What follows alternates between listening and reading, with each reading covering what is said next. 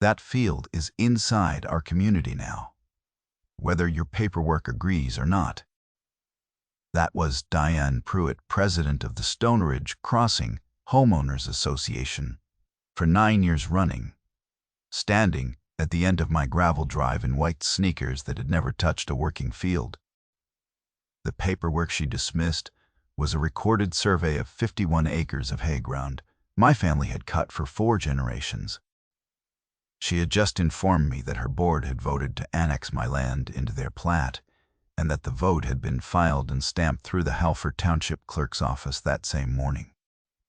She said it the way a person says a thing they have already decided is true. What she did not know, what she never once thought to check in the 2 years she spent trying to take my field, was that the township she filed her annexation through had not legally existed since 1961. I knew that because I spent 31 years drawing the maps that proved it. So tell me, if a woman handed you a document that erased your family's land, and you already held the one record that erased hers, what would you have done with the time before she found out? My name is Ray Boyd. I am 51 years old, and for most of my working life I was the cadastral mapper for our county, which is a long title for the person who keeps the official record of where every boundary in a place actually sits. I drew the lines. I reconcile the old deeds against the new surveys. I flagged the gaps where 2 parcels claim the same 6 inches. And I learned that the ground does not lie, but the paperwork sometimes does. I retired 3 years ago to work the 51 acres my great-grandfather cleared, a long, shallow field of timothy and clover that runs down to a creek the county map still labels with the name he gave it. Boyd Run, it says, in the small italic the cartographers use for a feature named by a private party, and the man who hand-lettered that label into the original plat in 1909 was a surveyor named Albert Reese, whose signature I had stared at across 31 years of pulling that sheet, because the Boyd parcel was always the cleanest boundary in the township. My great-grandfather had it run twice, paid for 2 independent surveys, and drove iron pins at every corner so deep you can still find them with a probe and a careful hour. He did not trust a fence to tell the truth. He trusted a pin and a recorded plat. I come from people who believed the ground was an argument you won with paper, and I have spent my whole life proving them right. My wife Carol is buried at the top of that field under a bur oak because she asked to be in the last spring she had, when she could still walk up the slope on my arm and sit with her back against the bark and look down the length of the field to the creek. She told me she wanted to be where she could see the hay come in. I dug the plot myself, and I recorded it as a family burial ground with the county, a small legal thing that takes a form and a fee and the right book to file it in, because Carol, who taught 3rd grade for 26 years and never lost an argument with me in her life, said a grave you do not record is a grave somebody can move. Our son Eli, who is 16, helps me bring in the hay every July, the way she used to, riding the wagon and stacking bales with the same set to his jaw she had. He has her hands and her stubbornness and her habit of going quiet and watchful, instead of loud when something is wrong. The land is not an asset to me. It is the last room of the house I lived in with her. I keep records, the way some men keep faith, because Carol taught me that a thing you cannot prove on paper is a thing you can lose, and I had already lost enough.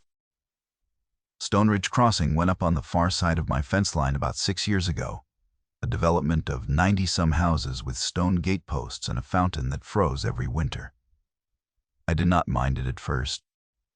The builder, a firm called Greenmark, regraded a hillside and put in cul-de-sacs with names like Widgeon Court, and the families that moved in were mostly decent people who waved when they drove past. The trouble was not the houses. The trouble was the woman who decided the houses needed a queen. Diane Pruitt had a husband named Greg, and Greg, I would learn, was a partner at Greenmark, the same firm that built the development and still owned 11 unsold lots that backed directly onto my hayfield. Those lots were worth a great deal more with a creek view and a green field behind them than they were staring at the back of my equipment shed. I did not understand that. Math at first, I understood it completely before the end. The first letter came on a Tuesday. It was an architectural compliance notice printed on heavy cream paper with the Stoneridge crest at the top, and it informed me that my hay shed was in violation of community aesthetic standards and that I had 30 days to bring it into compliance. I read it twice. My shed sat 400 feet outside their boundary, on land that had never been part of any association, and I owned the survey that said so, down to the iron pins. I drove over, polite as I could manage, and I knocked on the door of the Stoneridge clubhouse and asked to speak to whoever sent it. The clubhouse smelled like a hotel lobby, carpet and air freshener and burnt coffee, and there was a glass case in the entry with photographs of the development under construction, the hillside being scraped flat. Diane came out with a clipboard held against her chest like a breastplate, and she was wearing the white sneakers and a quilted vest and a lanyard with a laminated card that said President on it, as if the room full of folding chairs behind her were a government. I told her plainly that my property was not in her association and never had been, that the survey was recorded, and that I would be glad to walk the line with her and show her the pins. She smiled the way you smile at a child who has gotten the answer wrong. She did not look at the survey I had brought. She said, "Mr. Boyd, that parcel is functionally part of our community. The board will determine the formalities." I asked her what authority a homeowners association believed it had over land outside its plat. She tilted her head and told me that the community had standards, that the standards protected everyone's property values, and that my field, with its old fence and its hay and its, she paused on the word monument at the top, was a drag on those values that the board intended to correct. Functionally, monument. I folded the survey back into its sleeve.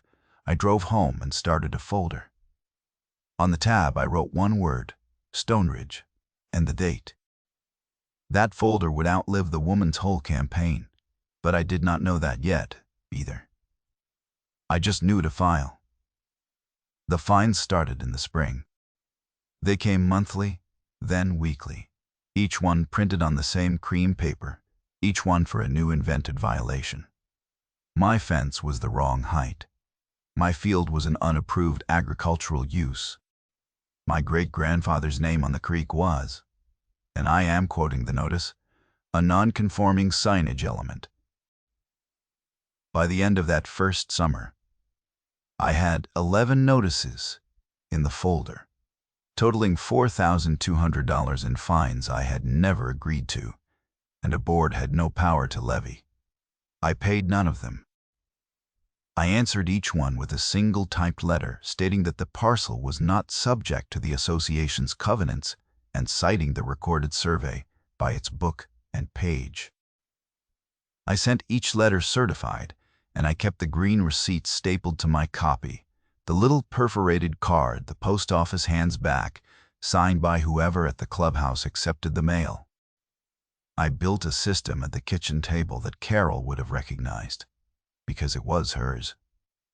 Notice on the left, my reply in the middle, green receipt on the right. All three hole-punched and run onto the rings in date order. Eli asked me one night why I did not just call a lawyer and make it stop. He was doing his homework across the table, and the folder was sitting between us, and he pushed it with one finger, like it was something that might bite. I told him a lawyer was a thing you brought once at the end, when the record was already built, and that a lawyer with a thin file loses to a clipboard with a loud voice. But a lawyer with 2 years of certified mail does not lose at all. He thought about that. He flipped the folder open and looked at the stack of notices, each one cream paper with the crest, each one for a violation more invented than the last, and he said, "So we're just collecting her?" I said yes. That is exactly what we were doing. He started a tab of his own after that, in the back of the folder, where he logged the dates. The clubhouse cameras pointed at our gate because he had noticed they had moved, and he was Carol's son, and he wrote down the date on every single thing. That fall, I learned why she wanted the field. I was at the county office pulling a record for a neighbor, an old habit I never broke, and Sandra waved me back to the plat drawers like I still worked there.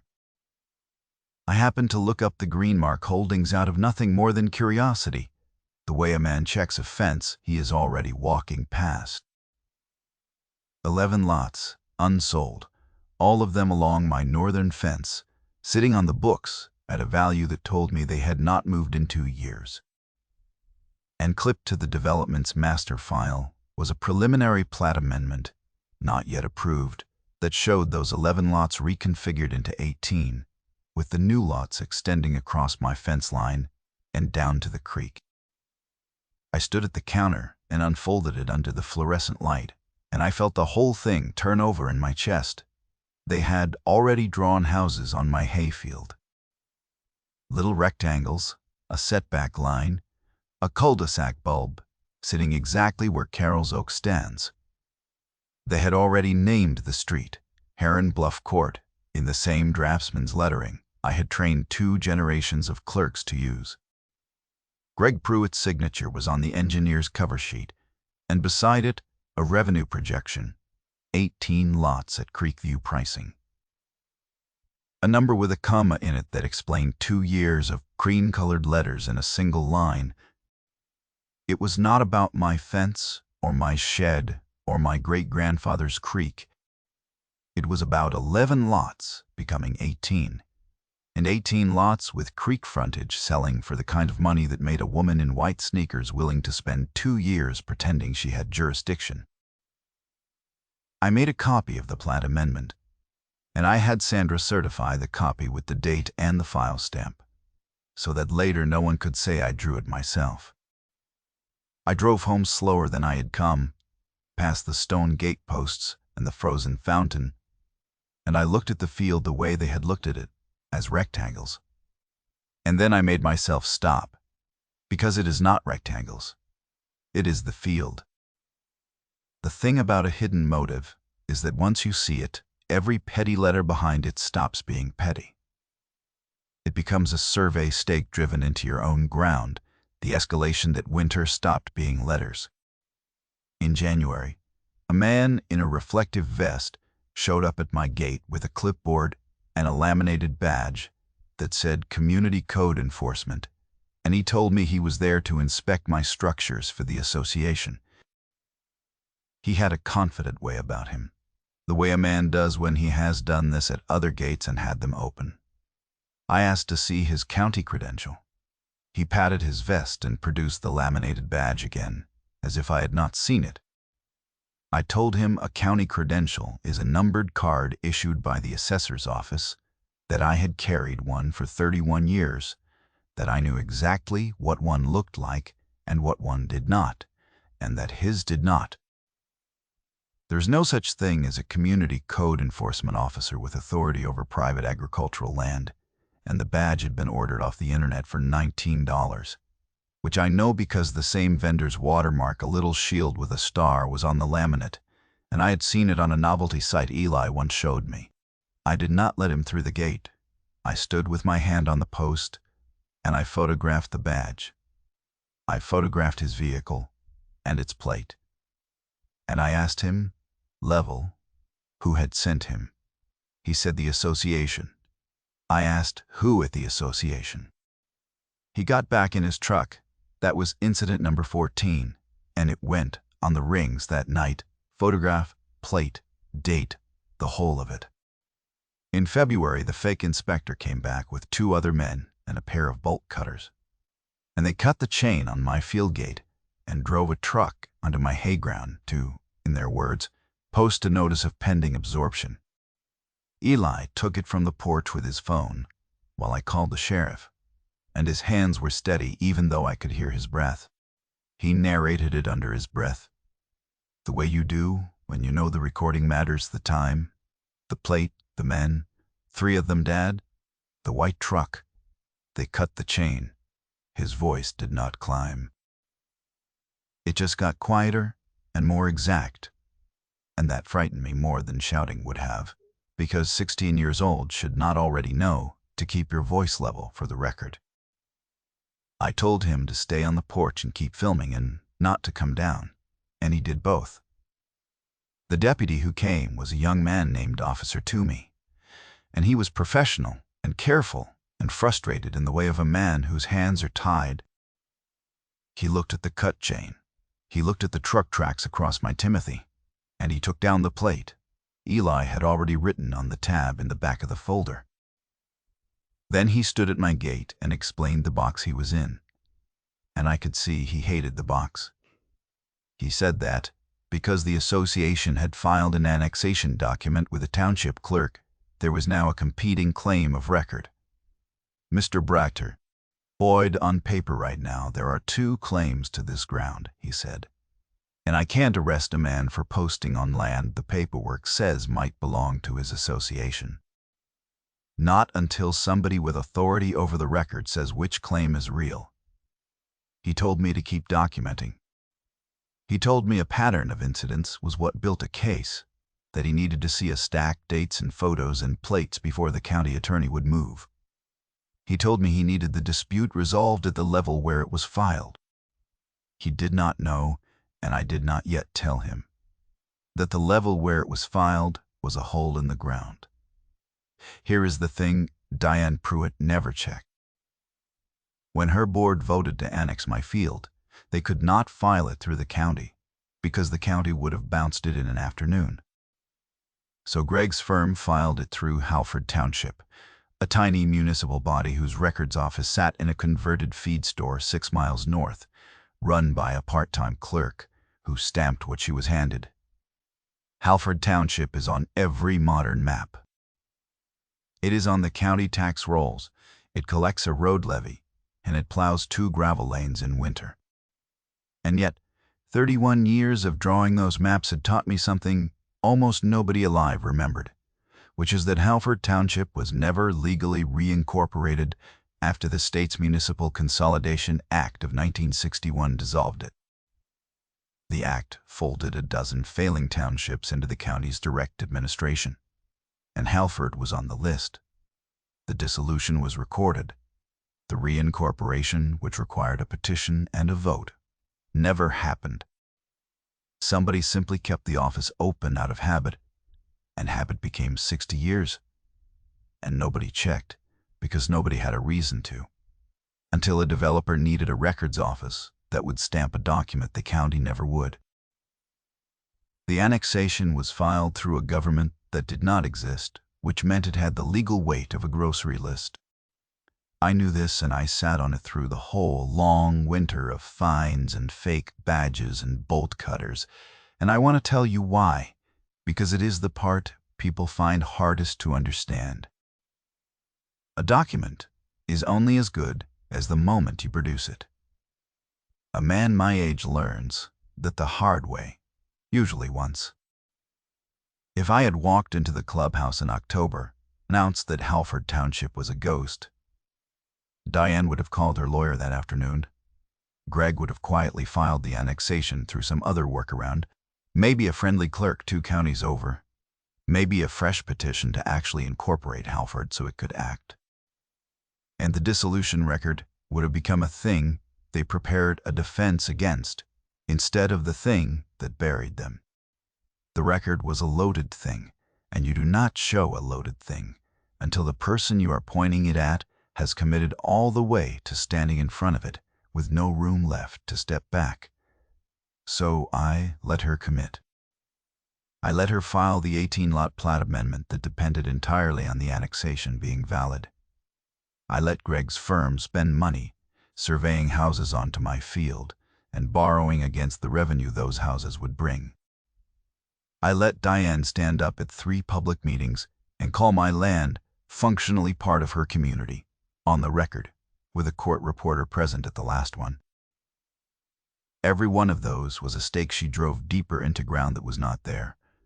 And every one I filed, and every one I read twice, and put on the rings in date order, because the deeper she drove, the further she would fall, and I was not going to lift a finger to slow her down.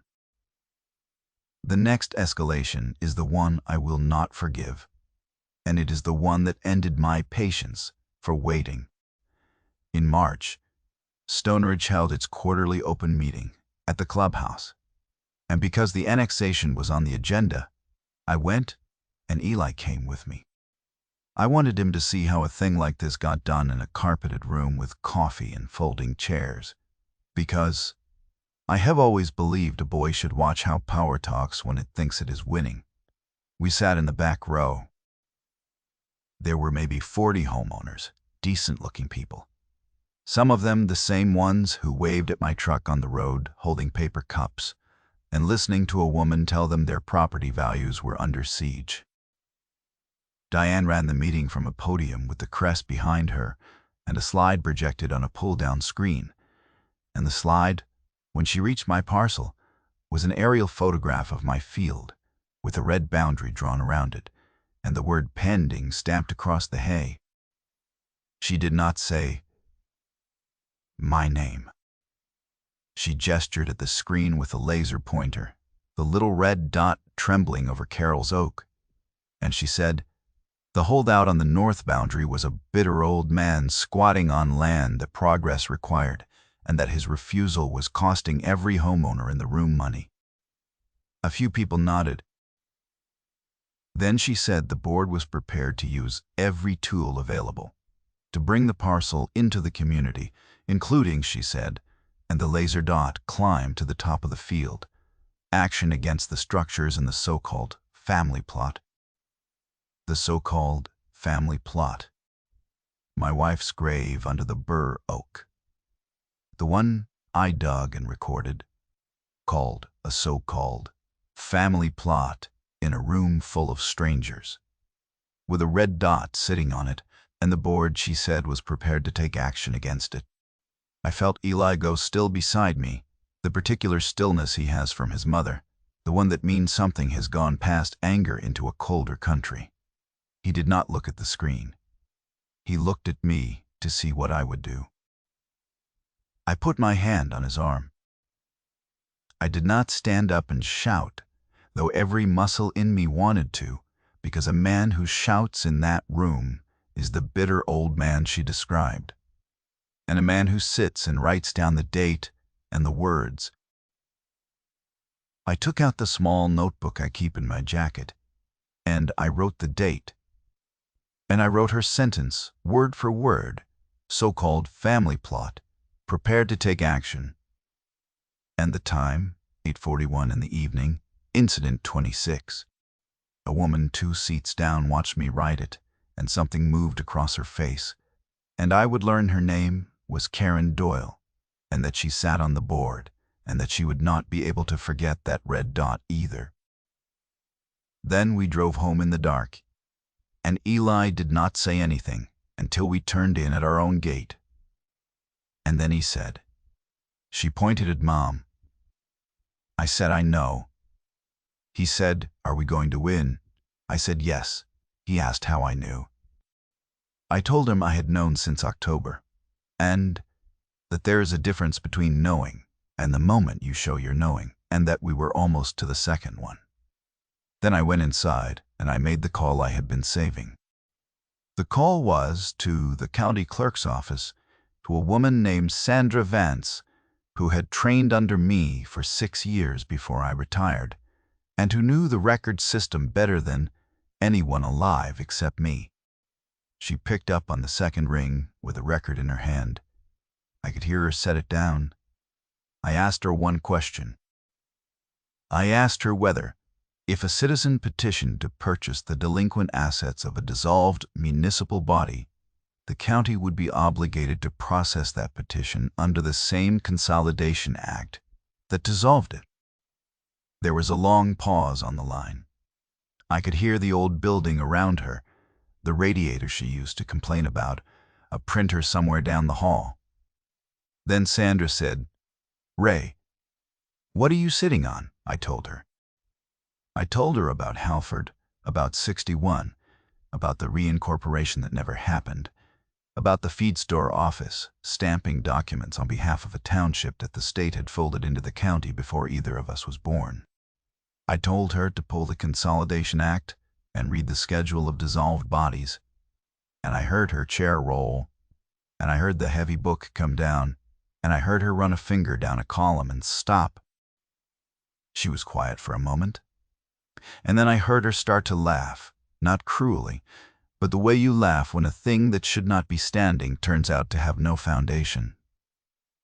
"It's right here," she said. "Halford, August of 61. There's no reincorporation on file. There's nothing. Ray, that office has been stamping mail for 63 years, and it's a ghost. There's no other word for it." She said the Consolidation Act had a provision almost nobody had ever used, because almost nobody ever discovered a still operating ghost. When a dissolved township's assets had gone unclaimed, a citizen could petition the county to take them up, and the county was obligated to process it. The assets of Halford Township were 2 gravel roads, a salt shed, a checking account with a few $1,000s in it, and, recorded as a municipal asset in 1960, the records office. Itself, the very office through which Greg Pruitt's firm had filed the annexation of my field. "You want to buy the building they filed against you in," Sandra said. "Ray, you beautiful, patient man." I told her I wanted her to walk the petition through clean and to say nothing to anyone, and she said she would treat it like any other filing, which was the most dangerous thing she could have said for them, because Sandra Vance treated every filing like scripture. I filed the petition the next morning. It cost me $410 and a stack of forms I had drawn the templates for myself a decade earlier. Sandra walked it through. The county council reviewed it, found it sound, and because the Consolidation Act required a 30-day public notice period, they posted it, and they scheduled a hearing before the County Board of Commissioners to confirm the transfer. I told no one. Eli knew, because I do not keep things from my son, and the 2 of us said nothing to anyone for 30 days, while Diane sent 2 more fines, and Greg's firm broke ground clearing brush on the wrong side of my fence in anticipation of an approval they were sure was coming. Let them clear it. Every dollar they spent was a dollar spent on the assumption that the township was real. The hearing was on a Thursday morning in the county commission chambers, a room I had testified in 100 times as the county mapper, with the commissioners at a long bench and a podium for the public, and rows of folding chairs behind. 2 items were on the agenda that morning. The first was Stoneridge Crossing's request for the county to formally recognize the Halford Township annexation of my parcel, so that Greg's 18-lot plat amendment could proceed. The second item listed below it was a citizen's petition to assume the assets of a dissolved municipality. Diane did not connect the 2. Why would she? She came in a magenta blazer, with Greg beside her, in a good suit and their lawyer beside him, and she had a folder of her own, and she was confident in the way a person is confident when they have never once imagined the floor is not there. She spoke first. She told the commissioners that the annexation had been properly filed and recorded through Halford Township, that it was a valid municipal action, and that the county had only to recognize it. She used the word recorded 4 times. Recorded was her whole case. Then the chair called the second item and asked the petitioner to come forward. And I stood up. I am not a dramatic man. I walked to the podium, and I laid down a single folder, the one with Stoneridge and the date on the tab, 1.5 inches thick now. And I did not open it because I did not need it.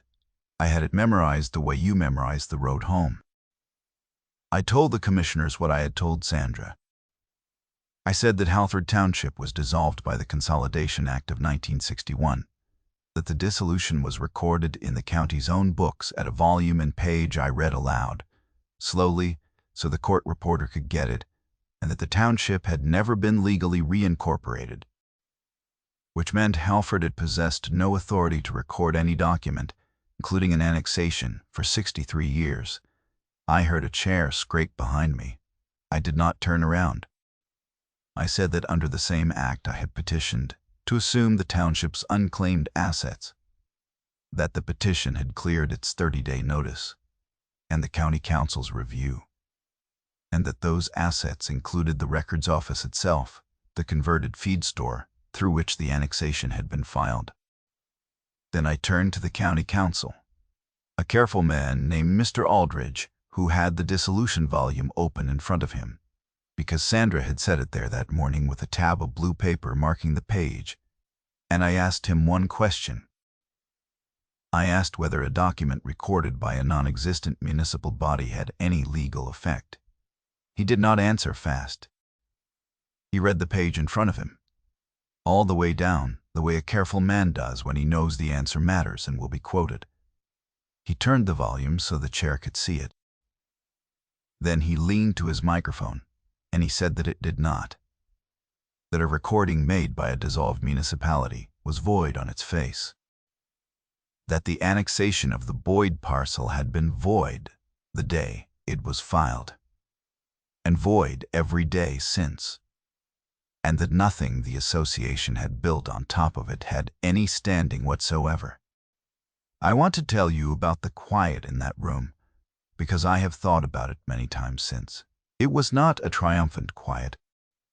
It was the quiet of a thing that has been standing on nothing for a long time, finally being looked at directly, the moment a chair you have leaned on for years is pulled out, and you are still in the air before you know you are falling. Diane's lawyer was already turning pages fast, looking for the thing that was not there. Greg had gone the gray color of a man doing math he does not like. The same math I had done at the county counter, 18 lots becoming 11, a common number becoming a debt. And Diane herself stood up, because she could not help it. And she said the only thing she had ever known how to say, that the parcel was functionally part of their community, that everyone understood that this was a technicality. The chair, a patient woman named Commissioner Hale, let her finish. Then she said that a township that does not exist cannot annex anything, that there was no technicality, that there was only a record. She said it without heat. She did not need heat. The dissolution volume was 63 years old, and it had won the case before any of us were born. I had simply carried it into the room. Here are the two numbers I want you to hold side by side. In 2 years of trying to take my field, Diane Pruitt's board levied 31 fines against me, totaling $11,400, and collected exactly 0 of them because they had no authority to levy a single one. And the document that ended her, the dissolution of Halford Township, was recorded on the 4th of August, 1961, 63 years before she stood up in that magenta blazer and said the word recorded like it belonged to her. 0 collected 63 years on the books. That is the whole arithmetic of it. The newer the claim, and the louder the voice, the less ground underneath. The consequences fell the way water falls, downhill, and on the people standing in the low spot. The 18-lot plat amendment died that morning because it depended on an annexation that had never legally happened, which meant Greenmark's 11 unsold lots stayed 11 lots staring at the back of my shed, and the Creekview money Greg had borrowed against evaporated between one sentence and the next. Greenmark had taken a construction loan against the projected 18-lot revenue, the common number I had read off the cover sheet in the county office that fall. When the plat died, The loan came due against assets that no longer supported it, the 11 lots reverting to their old value, the back of a shed value. And there was a gap between what Greg owed and what he could cover that no amount of standing up in a magenta blazer could close. Within 4 months, the firm filed for protection, and Greg's partnership stake was the first thing the creditors took. The county, now holding the assets of Halford Township through my petition, opened an audit of 60 years of stamped filings, because a records office that had been operating without authority since before the moon landing had stamped a great many things. They referred the pattern to the state.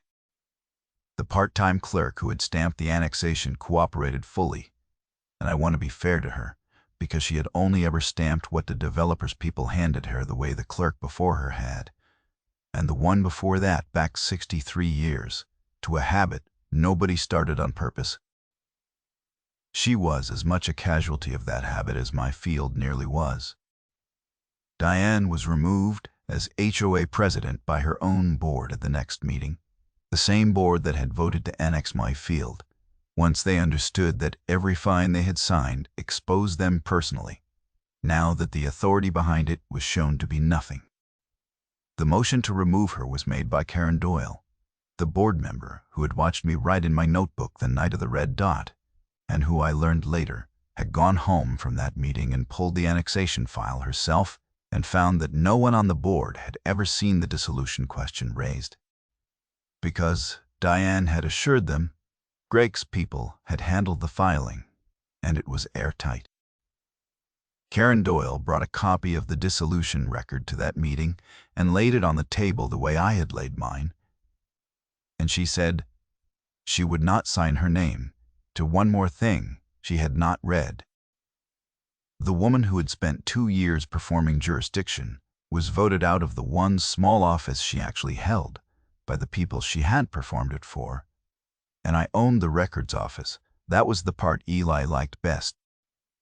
The converted feed store, 6 miles north, through which they had filed the document meant to erase us, became mine the day the county confirmed the transfer, along with 2 gravel roads and a salt shed and a checking account with $3,100 in it.